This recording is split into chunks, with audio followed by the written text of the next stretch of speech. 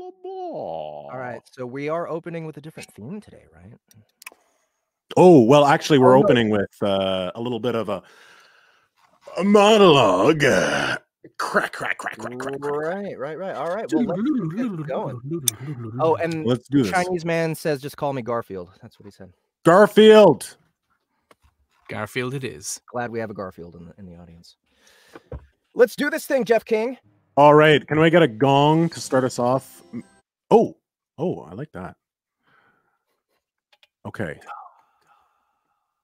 What's up, listener? Oh, there it is. There's that gong. Let me start over. What's up, listeners?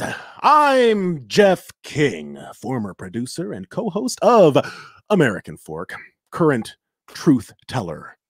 I know everyone over at Radio for All, or should I say Radio for Self-Important Elitists, thought I would just go away quietly. Not so fast! After 20 years of hard, dedicated work, I was unceremoniously fired for making one mistake. That mistake? You want to know what it was? You really want to know? Quiet back there, Sid. Is caring too much. Just caring. Sure, I said the longer Curtis was gone, the better things would be for the show. But that's only because I want to see everyone at RFA get bonuses so they can spend that extra money on things that really matter. Like their kids' school supplies or a spin cycle membership. Right? Right? Okay, all right. You know what? My bad for wanting good things for the people I worked with for 20 years! Sorry. Sorry to the network. I spent 60 hours a week at that I wanted your new show to succeed so it could earn a little extra money for you and your employees. Well, you know what? Radio for All. Radio for All. Where there's no radio for Jeff, is there? And sure, maybe I was a little too callous when I was talking about Curtis, but the truth is, listeners, half the crew didn't give a shit about Curtis, and the other half don't believe his disappearance has anything to do with Big Arza at all. Curtis was just another PA in a system that doesn't care about the little guy until he became part of the narrative. Personally, I'm glad it all shook out this way. Forced me to look deep inside myself and re-examine what it is I really want in life. And what I really want is to solve this Big Arza mystery before those sellouts at RFA can. Not out of spite, but out of principle. I've been stripped down to nothing and tossed aside by the big radio machine, so I'm giving the power back to the people with my own podcast. No big Philly radio safety net this time. It's just me, my co-host, and new brother-in-arms, Sid Richards, and the truth. This is King of the Fork.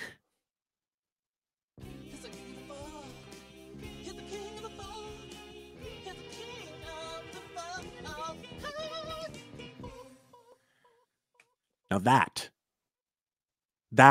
is how it's done, people. Anyway, welcome, Sid. It's a pleasure to be here, my dude.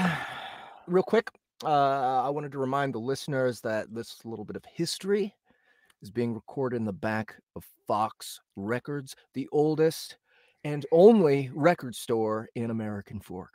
That's right. It was actually music that brought us together. See, the day I got axed, I stumbled in here looking for a vinyl copy of Songs About Jane. That always cheers me up. Then I got talking to Sid, and it was he who set me on the path to find the truth. That's right. Yup. And to celebrate the new show and the new year, everyone who comes in this month gets 21 cents off. See, that's what I like about you, Sid. Your generosity. 21 cents off each record for the entire month? What a deal. That's actually 21 cents off final purchases. I wish I could do per album, but goddamn, the bourgeoisie had to invent property taxes to keep people down, and now I'm stuck with a fucking second mortgage on the shop, and there's that fire you bring to the pod, that passion, not to mention the producing, because Sid, okay, listen to this. Sid is handling all the ones and twos here too. The ones and twos. You know, he's a true Renaissance man. He can do anything. And he's a gentleman at that. Sid, why don't you tell the folks a little bit about what prompted us to start King of the Fork? Sure thing, El Jefe. See, back in 1776, this nation was founded on a lie that set the world on a trajectory towards... How about, for the sake of time, we start a little more recently, like when I walked into the store. How about that? Right. Sorry. Sometimes I just get so caught up in the moment. Well, a couple months ago, Jeff walked in here with a cardboard box filled with Eagles memorabilia, post-it notes, other assorted knickknacks, and the face of a guy who had clearly just been sacked. Trust me, I would know. He starts asking about some Maroon 5 record. I asked him which one he wanted. He said songs about Jane. I said, that's right, it's the only one that passes for music. If you'd have said anything else, I would have kicked your ass out of my store. Jeff laughed, and then we got to talking about his woes. He told me all about his unjust treatment perpetrated by RFA, and I empathized. I was kicked out of the band Soundgarden for much the same reason. They wanted to go all corporate. I told them we were losing our edge, and if they didn't like it, they could get boned. And unfortunately, I did that in a sound booth with the record button on and our management on the other side of the plexi. But that was my last day as a guitar tech. I'm a victim of the man, just like Jeff here. That's right. So one thing led to another, and together we realized that our voices need to be heard, and we had all the equipment to make it happen right here in the store. The dream was born, and we've been rocking ever since. We sure have. And now that we've gotten the introductions out of the way, let's get to the good stuff. We're going to dive into the mysterious disappearance of Big Arza. And hell, if we find Curtis along the way, wouldn't that be sweet, Bethany? Okay. I mean, Sid? Absolutely. Sid? Absolutely. Yeah. Even though I've never met the guy, I can tell it would be quite a win for you. Yeah. Anyway, this week we're joined by Big Arza's maintenance man, who asked to be introduced simply as Rick. I love that. Surnames are a tool of the patrician oppressors who want to keep nepotistic power structures in place. And but before we get into that, I'd like to quickly talk about our sponsor for today's episode. Just so you know, we don't take any money from our sponsors. We just believe in their products and services and want the people to know. And we enjoy all the stuff they give us.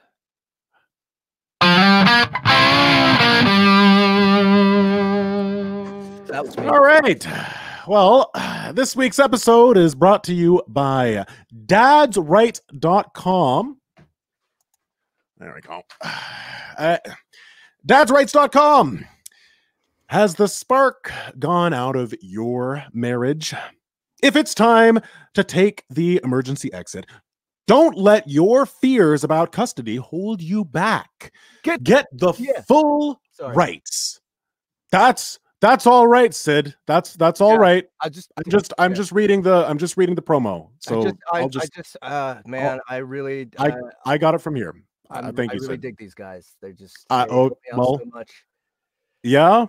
Well, let's finish the ad. Let's finish the ad, Sid. Get the full rights you, as a strong, independent father, deserve. Regardless of whether your soon-to-be ex approves of your chill lifestyle.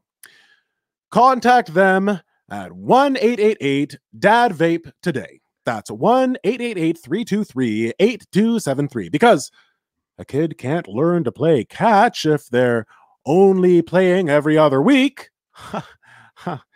Call today, Sid. Sid and I sure wish we had.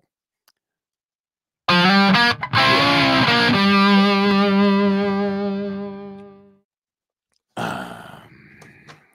right, let's get this show on the road. Welcome to the show, Rick. Thanks for having me, gentlemen. And may I just say, go cavemen! Organized sports are the shackles of our corporate overlords. Well, sure. So, Rick, when we had you on my old show, you mentioned that you clocked out early the night Big Arza disappeared, correct? It's true. That was the night of the big game. Our beloved cavemen took on the Lone Peak Knights. I've never missed it once. May as well have that night, though. They creamed us. Sorry to hear that, buddy. At least there's always next year. I'm not so sure about that. With Bart Johnson off to Brigham Young next year, I worry about our defense. Well, anyway, is it safe to say that that game is a big deal here in American Fork? Not to everybody. Absolutely. It's really the event of the year in these parts. If you're a normie. Interesting. I'll bet practically the whole town was there, right? I wasn't. Practically, yeah. Very interesting. Say, do you remember any notable absences from the game besides Sid here? Well, no, but I don't go to the game to people watch, son. Fair enough. But still, I bet if we talk to other people who were at the game, we could get some leads. Those idiots at RFA never thought of that. Oh, Sid, are you getting this down? I don't like to leave a paper trail. You know we're recording this, right? That's different. Well, okay then. So, Rick, the other thing we wanted to talk about on the show that shall not be named, or the other thing we talked about on that, or whatever, is how you inherited the job from Detective Scoop's old man. Isn't that right? Yep. Though around here we just call him Bobby. His dad went by Robert. And did you know Robert Scoop Sr. as well? Can't say I did. He didn't train me or nothing, on account of the only reason I got the job in the first place was because he passed away. He died on the job? No, not on the job, but it was definitely the job that killed him. God rest his soul. Really? What do you mean by that? Well, like I said, I didn't know Mr. Scoop all that well. I don't think anybody did. But the one thing that everybody knew about old Robert Scoop Sr.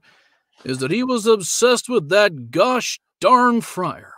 You see, except for the weekend of the final Fry Festival when we actually used the thing, I really only needed to put in about 3.5 hours a day.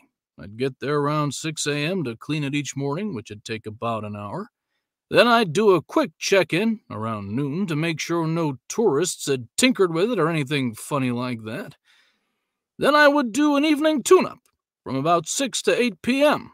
Now, I don't like to brag, but Mayor Walt himself once told me I did a mighty fine job.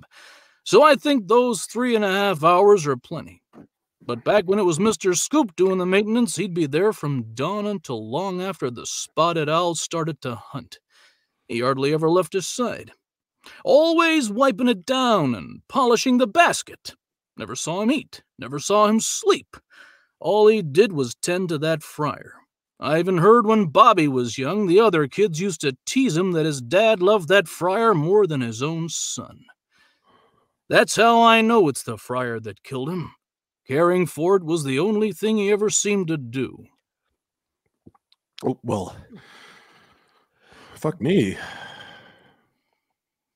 Yeah, that's tragic. Yeah, well, I couldn't have said it better myself, Sid. So 3.5 hours a day, huh? Give or take. So what do you do when you aren't there? I get maintenance and home repair jobs around town here and there. Mostly retired at this point. So what do you do in your free time then? Son, that's between me, my lord, and my Ducati. Right on. Okay, well, this has been a really great episode. I think we're nailing it. Do you have anything to add, Sid? Just that freedom only exists in anarchy. Alrighty then. Rick, thank you so much for being here with us. We hope you'll come back soon. Pleasure to be here. I'm Jeff King. My co-host is Sid Richards. And this has been King of the Fork. He's the king of the fork. He's the king of the fork. He's the king of the fork.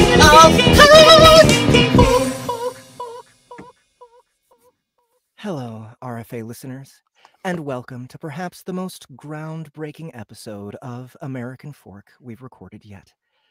But before we get to some truly incendiary developments, I once again find myself in the unfortunate position of having to address some recent unpleasantness. It has come to my attention that a disgraced former member of the RFA family has struck out on his own. Good for him. In spite of his complete lack of professionalism and the heartless attitude he demonstrated towards our beloved Curtis, we wish him all the best. However, as someone who has long considered herself a journalist of sorts, I cannot stand idly by and allow Mr. King to spew lies about RFA. We considered incorporating questions about the Caveman Knights game into our interviews for about 5 minutes until we realized that Big Arza didn't go missing until at least 4 hours after the football game ended. Tough break there, Jeff? That sort of half-baked theorizing might fly on your show, but not here. Not on American Fork. Oh my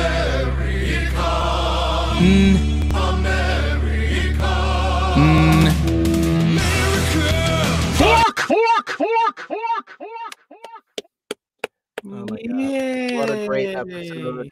That was a lot of fun. Emily's outdone herself. Can you bring Emily? Is Emily here? Yeah. Yeah, just bring her in for just a second. Hello. Hey! There she is. Okay. I have to ask, did you write this as a Jeff episode because you knew Annie couldn't make it, or did it just happen to work out this way? Oh, we can't hear you right now, Emily. We need your voice. No. No. Maybe. There we All right, there we go. Yeah, maybe. Yep. Yeah. Yeah. Yeah. You got it. Nice. Yeah, no, it worked out this way. Wow. We knew that was going to happen tonight, like a month ago. That's That lines up so well. Yeah, and then when Annie said she couldn't, there was just one tiny thing at the end that we tweaked when Annie said she couldn't make it. Yeah, I think it would be good if we start the next episode with Annie doing that instead of Yeah. me, right? Like, I'm pretty good at voices, I think, but Annie is Bethany Lake. I can't imitate Annie's voice. It's way too pretty, so it just can't Well, happen. It's true. I It's think true. you're both really pretty. Oh, And Also true. And yeah, that's the plan. I mean, as Bethany mentioned in the opening dialogue, there are going to be some pretty incendiary developments on next week's episode of American Fork, which is next month's episode in our lives. But right. I cannot wait to see Jeff King and Bethany go toe to toe. Yes, the final showdown. So yeah. good. Yeah, but I think that Ian and I might just keep creating more shows so that Gary can keep creating more theme songs for them. There, yes. Gary is the master composer producer of Jank. The American Fork theme and King of the Fork. And King of the Fork. You did both. Yeah. Let's hear Jeff King. He's the king of the fork. He's the king of the fork. He's the king of the fork. My favorite part is the bass. Oh yeah. Tasteful. He's the king of the fork. He's the king of the fork. Okay, so I totally imagine now what's the character that I just played, Sid Richards. I totally picture him in the studio like, I did it, you know. Yeah. I nailed it. Totally. And also the song that it reminds me of isn't that other one. It's the dun dun dun dun dun dun dun dun. Oh, right. The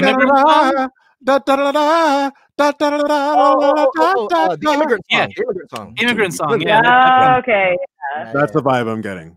I mean, I'm gonna take that and I'm gonna say you said that because my song is so janky it does not belong in the same sentence as immigrant song. But whatever. Yay! Yeah, as compared by Justin Thomas James. Yes. Sounds like. You could even have said I'm the next Led Zeppelin. I mean, that's what I'm going to extrapolate from that. Quote me. Right. Quote That's what me I if heard. you like. Right. Here on our show. All right. Well, Emily, thank you so much. This was a great episode. I think Thank you, It was guys. a lot of fun. Looking forward to it. So, Toodles. yeah, one more month. Thanks, Emily, and have a good one. And now we have our special guest, our